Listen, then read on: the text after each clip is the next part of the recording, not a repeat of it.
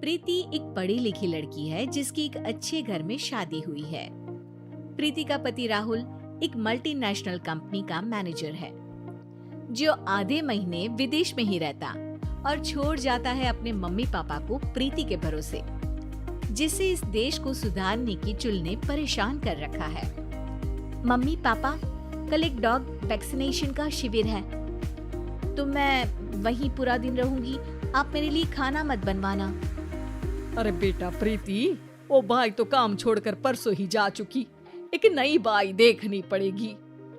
माँ, आप तो जानती ही हो ना कि मैं कितना बिजी रहती हूँ। अगर कल मैं नहीं गई तो कुत्ते एडॉप्ट ही नहीं हो पाएंगे। देखिए, हम इंसान तो बोलकर अपनी तकलीफों को बता सकते हैं, लेकिन वो बेचारे, उन्हें हमारी ज्यादा जरूरत है मम्मी। अरे बोल के भी हम क्या हासिल कर पा रहे हैं। अब ठीक है बेटा, तू जा, मैं खाना बना लूंगी। ऐसा पहली बार नहीं हो रहा था। देश भर में जितने एनजीओज हैं, चाहे वो स्टूडेंट्स के अधिकार के लिए हो या गरीबों में खाना बांटने का काम हो, प्रीति सबसे जुड़ी हुई थी। रोज कहीं बाहर ही रहती थी, एक शिविर में नहीं तो दूसरे में, और छोड़ जाती थी अपने सास ससुर को उनके खुद के भरोसे।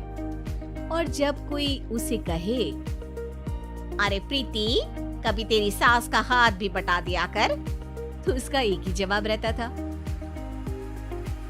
देखो, हम लोगों को तो सब कुछ घर बैठे मिल जाता है। अगर आज मैं इस शिविर में नहीं गई तो पता नहीं कितने लोग सड़क पर आ जाएंगे। प्रीति को समझाना संभव ही नहीं था और ये बात उसके सास ससुर भी मान चुके थे। इसलिए सुबह सुबह सास ही किचन में खाना बनाने जाती है और देखती है कि घर में सब्जियां खत्म है। अरे प्रीति बेटा, सुन तो जरा। क्या हुआ मम्मी? मुझे बहुत लेट हो रहा है और आप तो जानते हो ना कि अगर मैं इस शिविर में नहीं गई तो। हाँ, कुत्ते एडॉप्ट ही नहीं हो पाएंगे, सब जानती हूँ। अरे पर घर में सब्जियां खत्म हो गई है। अरे जब तू वापस लौटे ना तब लेकर आना, ठीक है बेटा? ठीक है मम्मी, चलिए मैं चलती हूँ। और हर बार की तरह प्रीति अपनी पार्टीज और आफ्टर पार्टीज में इतनी बिजी रह गई कि सामान लाना ही भूल गई। बात केवल सब्जियों की नहीं थी, लेकिन प्रीति हर रोज किसी नए शिविर में निकल जाती थी अपने सास ससुर को अकेला छोड़कर। एक हफ्ते बाद प्रीति के ससुर जी के हाथ में दर्द होने लगा। अरे बेटा प्रीति, पापा जी के हाथ में बहुत दर्द हो रहा है, आज इनको डॉक्टर के पास लेकर जाना पड़ेगा। ठीक है माँ, आप हो आओ, मैं बाहर ही खा लूंगी। अरे बेटा, मैं कैसे ले जाऊं?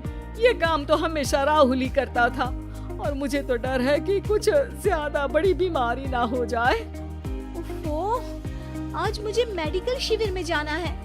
बेचारे बड़े बुजुर्ग जिनके अपने फैमिली वाले उनका ध्यान नहीं रखते, उनका पूरा मेडिकल चेकअप होगा।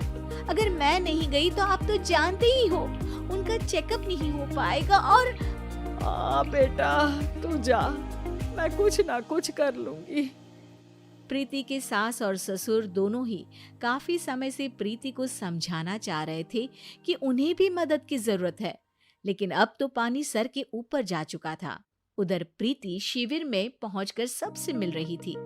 काफी भीड़ थी और प्रीति इंस्टाग्राम पर फोटोज अपडेट करे जा रही थी। तभी प्रीति की दोस्त रीना उसके पास दौड़ती हुई आती है। अरे प्रीति, जल्दी चल।